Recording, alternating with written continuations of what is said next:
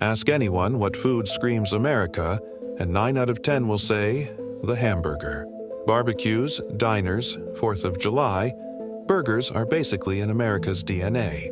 But here's the kicker: hamburgers. They didn't even start in America. In fact, the name literally points to somewhere else: Hamburg, Germany. So how did a German dish become the ultimate American icon? Let's find out. Let's rewind to the 1800s. Hamburg was one of Europe's busiest port cities. Ships came and went, packed with sailors and immigrants. And sailors? They needed food that was cheap, filling, and easy to cook. That's where the Hamburg steak came in. Ground beef, seasoned with onions and spices, fried into a patty. Nothing fancy, just hearty and practical. Locals loved it, travelers loved it. And eventually, immigrants carried the recipe across the Atlantic. By the mid-1800s, waves of German immigrants were landing in the United States. And with them came their traditions, their culture, and of course, their food. In New York, immigrant-owned restaurants started serving the Hamburg steak. It was exotic, foreign, and at first a little weird for Americans who weren't used to eating ground beef like that. But Americans, they're innovators.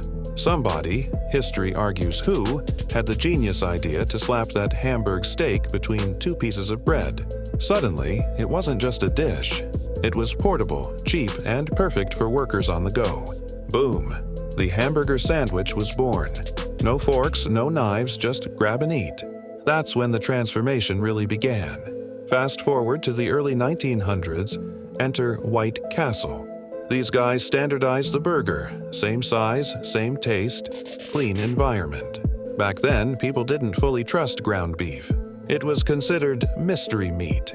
White Castle fixed that by making burgers look reliable and safe.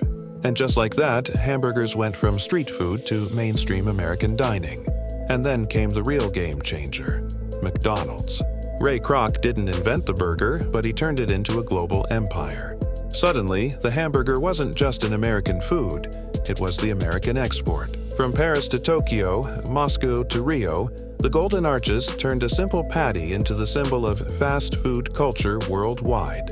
So now we hit the big question: who really owns the hamburger? Germany gave the world the Hamburg steak. America reinvented it, scaled it, and made it iconic. Without Germany, there's no burger.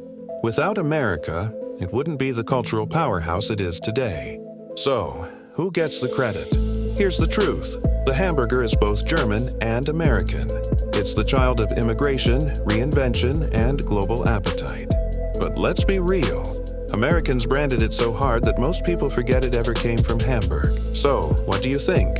Is the hamburger truly American, secretly German, or does it belong to everyone now? Drop your answer in the comments. Team USA, Team Germany, or Team Burger.